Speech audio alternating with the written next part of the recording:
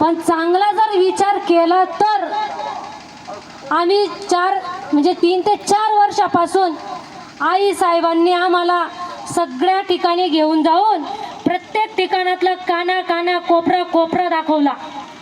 प्रत्येक ठिकाणीतले बाबा ओळखीला आले, प्रत्येक ठिकाणातले अधिकारी ओळखायला आले, प्रत्येक ठिकाणीतले गुरु बनून फिरणारे ओळखायला आले.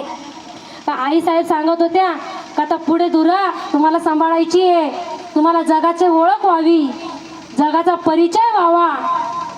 असं कोणताच गुरु नाही आहे का आपल्या साधकांना स्वतःहून घेऊन जाणारा असेल.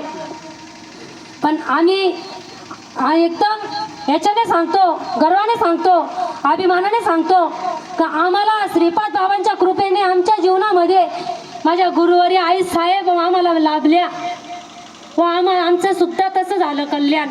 आणि आम्हाला तो मार्ग सोपा करून दाखवला. कधी त्यांना असा अभिमान नाही हो. वैष्णव मेळाव्यात मी स्वतः बघितले असे गुरु आहेत ना, उठून चालले जातात, आराम करतात हो. आणि ही व्हिडिओ व्हायरल का होईना मला काही हे नाही आहे. मी स्वतः त्यांच्या कीर्तनात त्यांच्या मेळाव्यात जायची. बाबाला लोट द्या बसायला हो, बाबाची पाठ दुखून आली, बाबाला जागेवर बदाम शेक आणायचे बर का, बाबाला बदाम शेक जागेवर, कारण बाबांनी मोठी कसरतच केलेली आहे. पण विचार करा, जे तरुण लोक जे म्हणजे मंडळींची आपल्याला गरज आहे, आज ते मंडळी सगळे जो तो ज्याच्या त्याच्या व्यवहारात कामात गुंतलेले. जरी बघा माझ्या आई साहेबांचं वय काय आहे, सकाळपासून त्यांचा एकच उद्देश, हे बघा कोणी नाही राहिलं ना तरी चालेल, एक जरी अर्जुन राहिला ना या न्यायानेच कार्य व्हायला पाहिजे. कारण इथे बसणारे या धर्म व्यासपीठावर आपला हे जे वैष्णव मेळावा आहे आणि प्रत्येक गावात अधिकारी नेमून दिलेले. मग अधिकारी का म्हणून नेमून दिलेले का त्यांचं कल्याण झालं ना तर त्यांच्या सहयोगाने त्यांच्या गावाचंही गल्लीतलंही कल्याण व्हावं. या न्यायाने प्रत्येकाचे एकत्र येऊन हा वैष्णव मेळावा केला जातो. आपण तरलो यात नवल काय उद्धरिले अनेकांचे कुळ नाही का. आपल्याला सगळ्यांच्या कल्याणासाठी अधिकाऱ्यांची निवड केलेली आहे. पण आता काही अधिकारींना काय वाटतं बघा, अनुग्रह मिळाला, मला अनुग्रह मिळाला, बरोबर, प्रबोध मिळाला, प्रबोध मिळाला. आता काय झालं मग, आता त्याच्यात एक दृष्टांत देते. एक लेकरू होता, मुलगी होती, अवघ्या काय 7-8 वर्षाचीच होती. आजीकडं आली, ए आजी आजी मला आजी व्हायचंय ना ग. काय सांगते ती, मला आजी व्हायचंय ना. आजी म्हणते बाळा लई परिश्रम आहे रे, आजी कसं काय होशील. नाही मला काही कर तू, मला आजीच व्हायचंय. लागली ना रडायला, तिला आजी व्हायची हाव, इकडं बाबा व्हायची हाव. मग आजीने सांगितलं बेटा, मग ती म्हणायची काय करावं लागतं आजी याच्यासाठी. बाळा याच्यासाठी लहानचं मोठं व्हावं लागतं. मोठं झाल्यानंतर मग आजी, मग काही नाही सोयरीक बघावी लागती.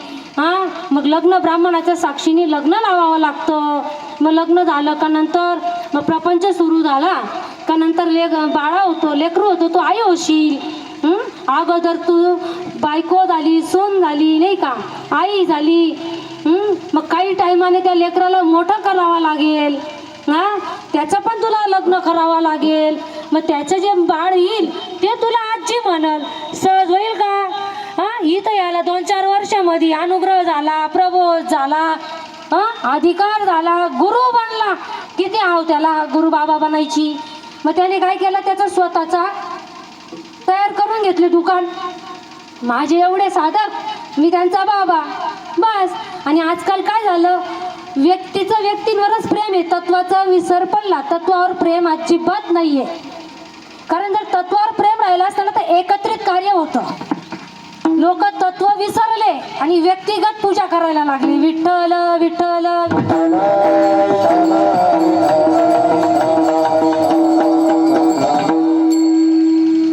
म्हणून जर सगळ्या गोष्टींमध्ये एवढा जर आपल्याला श्रम करावा लागतो नाही का, प्रत्येक गोष्टीत तपावा लागतंय हो. तपे विन दैवत दिदल्या विन प्राप्ती, गीत कोण सांगे. पण माझे ज्ञानोबा राय सांगतात, ज्ञानदेव सांगे दृष्टांताची मात, साधूंच्या संगती करणोपाय. विचार करण्यासारखी गोष्ट आहे मायबाप. हा, इथं जर देव प्रगट होण्यासाठी बी किती आटाआटी आहे. सोपं आहे का? देव आहे, पण त्याच्यासाठी आपल्याला वेळ नाहीये, आणि वेळ करून देणारा सुद्धा आपल्याला आपल्यासाठी वेळ देत नाही.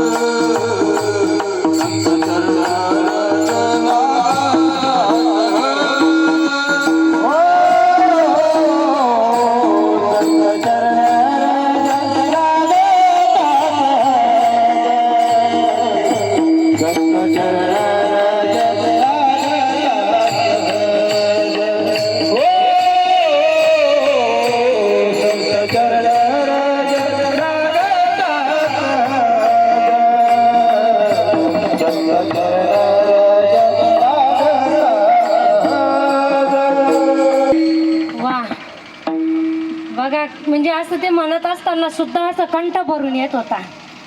म्हणजे विचार करण्यासारखी गोष्ट आहे.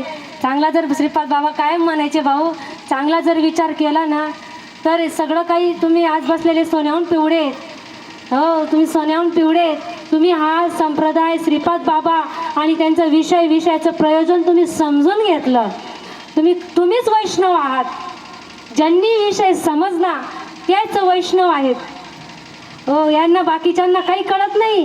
हो, आळंदी देऊमध्ये थाटामाटात कार्यक्रम चालता, लोकेशना वित्तेशनामध्ये फसले, नुसत्या भाकरी गोळा करतात ते. हो, इतके ना गावोगावी सांगतात ते, तुमच्या इथं कार्यक्रम आहे, गावागावातून भाकरी आणा. माझा तो विषय अपूर्ण राहिला. त्या बाबाच्या कीर्तनामध्ये मी बसलेली होती आणि बाबाने ज्या लकडीला मकडी लावली, हा असे समाज हसत होते. उठली ना, मी शूटिंग करत होते, बाबाने ओळखलं इथं श्रीपादाचं लेकरू बसलेलं आहे.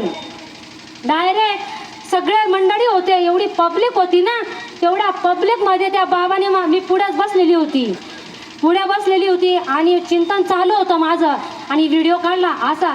अक्षरशः त्या बाबांनी, ताई व्हिडिओ करू नका, याच्यातच माझ्या श्रीपाद बाबाची पॉवर समजून गेली. विठ्ठल विठ्ठल.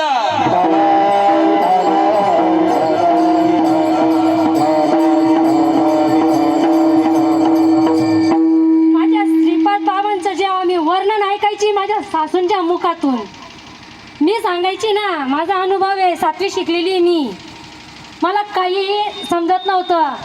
हां, काय आहे नुसतं घुमतात, हो नाटकं करतात म्हटलं हे.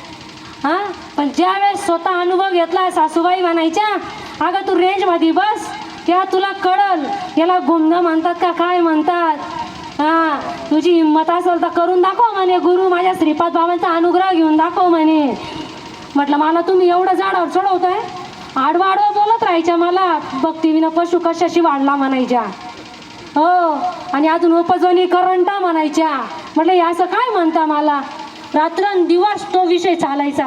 पण एवढंही मी माझ्या श्रीपाद बाबांना बघितलं नाही, पण त्या महात्म्यांचे जे चरण आहे ते आमच्या घरी लाभले. 87 साली श्रीपाद बाबा, रामदास बाबा, आई सगळेजण आमच्याकडे, आप्पाजी बिलाडे आप्पा वगैरे सगळे डांगरला येऊन गेले. आणि त्या संतांचे पावन अशी, म्हणजे आमचं घर इतकं पवित्र आहे ना खरंच, का त्याच्या म्हणजे एवढं माझ्यासारख्या लेकराला तो भाग्य मिळालं. आणि नाम देता देता माझी म्हणजे ठिकाणावरच नाही. हो, असो ऐसा कोठे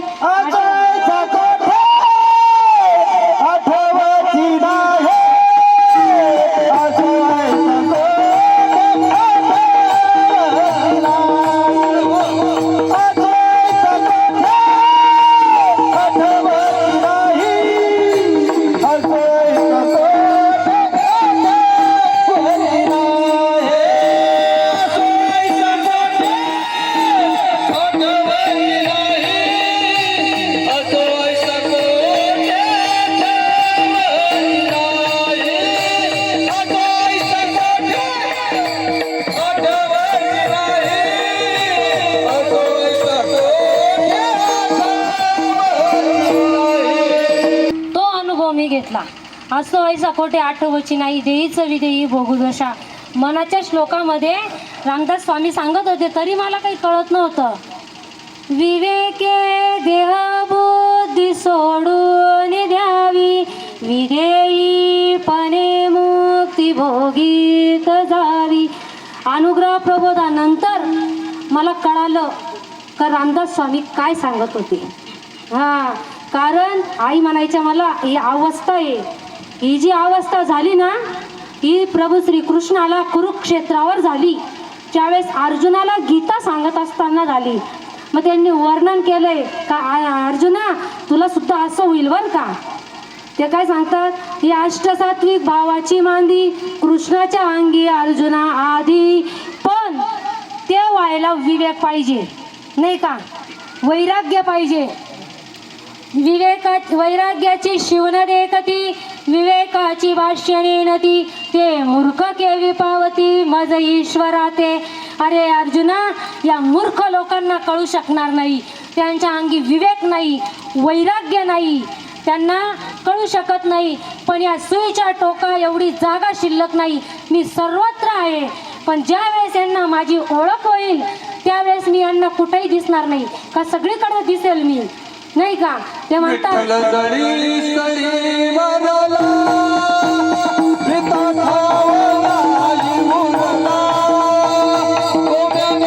कमी असे ऐसा कौन ठाव नसे, प्राण्यांचे दैव कैसे ते न देखती माते. अरे अर्जुना, हे स्वभावताच भजनशील आहे, पण यांना आहे ना तो मार्ग सापडलेला नाहीये. आणि तो मार्ग ज्यावेळेस जो जो मजे येई अनन्य भावाने शरण, त्याचेच जन्म मरण. विचार करण्यासारखी गोष्ट आहे. म्हणून अर्जुनाला ते बोध करत होते. आणि त्यावेळेस त्यांनी सांगितलं ना का मी कापडामध्ये आडवा वस्त्र म्हणजे मी आहे, फळांमध्ये आंबा म्हणून मी आहे, पक्षींमध्ये मोर म्हणून मी आहे, मोठ्या त्या प्राण्यांमध्ये गरुड म्हणून मी आहे.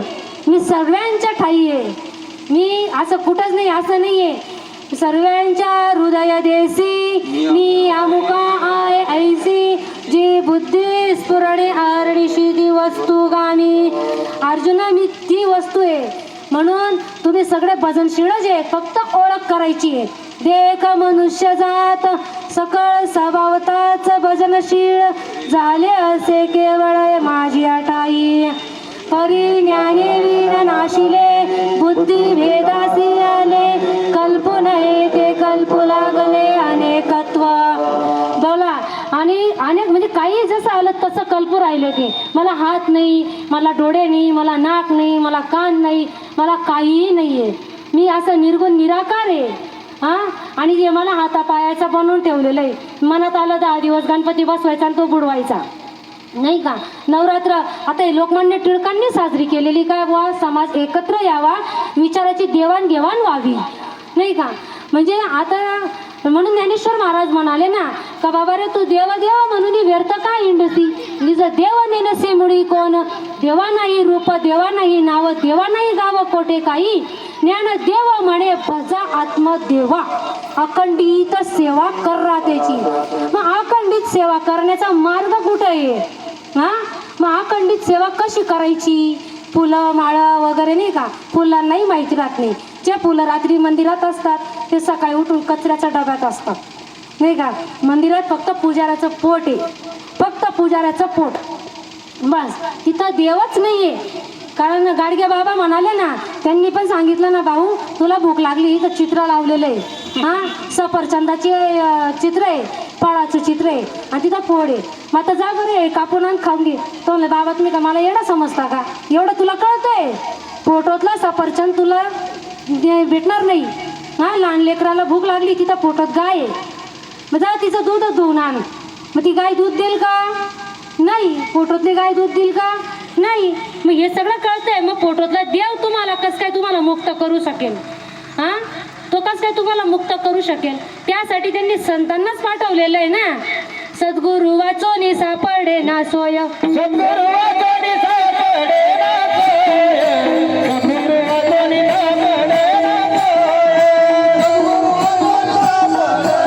सोय, सद्गुरु वाचोनी सापडे ना सोय.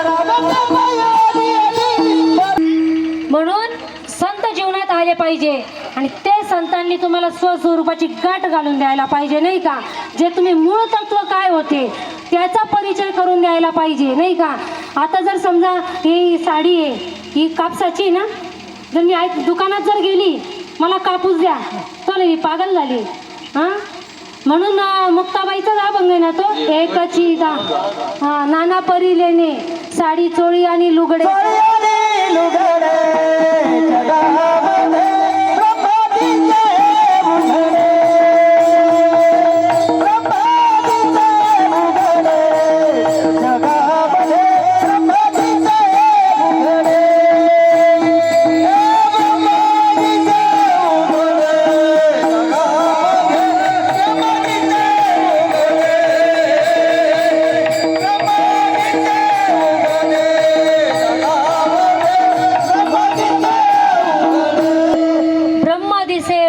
जगामध्ये ब्रह्म दिसे उघडे आणि हे कळायलाही भाग्यच लागतं. म्हणून तुम्ही आपण परम भाग्याचे आहोत, परम भाग्याचे. म्हणून दास श्रीपादांचे झालो आपण नाही का. आणि हे जे आहे हे कशासाठी तर मी मुमुक्ष प्राप्त करण्यासाठी, मुमुक्ष प्राप्तच होऊन गेला आपल्याला आणि आपलं भाग्य उजळायला आलं.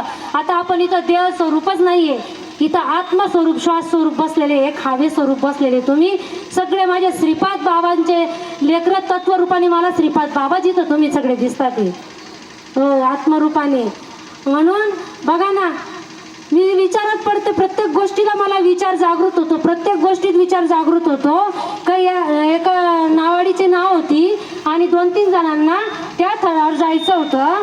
तिकडं जाण्यासाठी त्यांनी काय केलं, नावाड्याला सांगितलं का बाबा रे आम्हाला तिकडं घेऊन चाल. पण ती नाव बांधलेली होती, थोडक्यात दृष्टांत आहे तर ती नाव बांधलेली होती. तसे बसले ते, पण त्याच्यामध्ये काय झालं, ती नावाची जी दोरी ना ती सोडलेली नव्हती, तरी ते वल्लव चालूच होतं त्यांचं नाही का. तसं आताच्या याच्यामध्ये भक्तीच्या नावावर तो वल्लव चालूच आहे. म्हणा राम कृष्ण हरी जय जय राम कृष्ण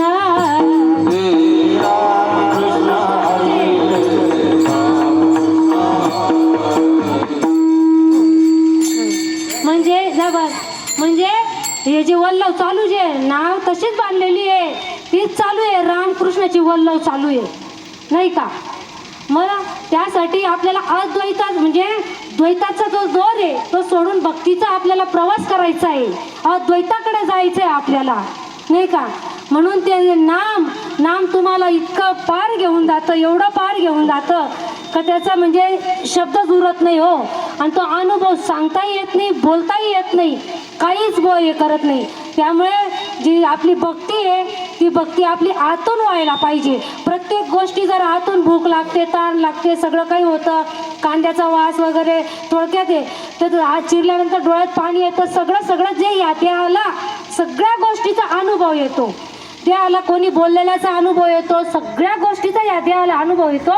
मग तर त्याप्रमाणे भगवंताचं जर नामचिंतन करत असताना म्हणजे अनुभव द्या तर यावा का काय व्हावं, देहाला जावा ना.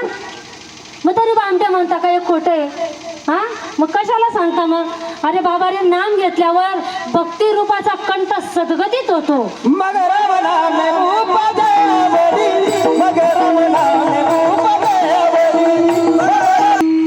अशी अवस्था व्हायला पाहिजे. कंठी प्रेम दाटे नैनी नीर लोटे. मग त्यावेळेस हृदयातला राम प्रगट होतो.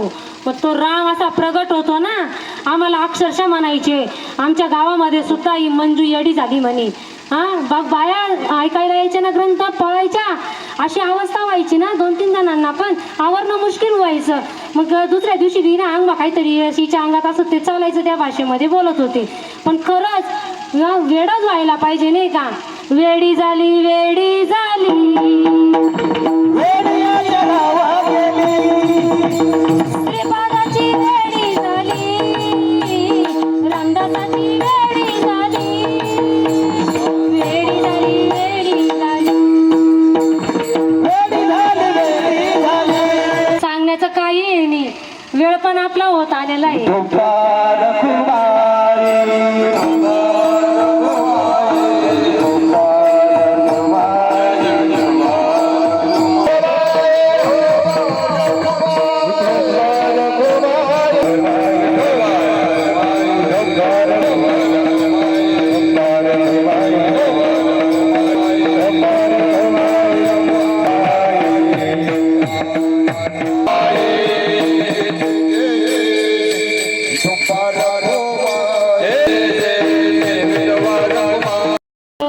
होत आलेला आहे. चला चला. ज्ञानेश्वर माऊली ज्ञानराज माऊली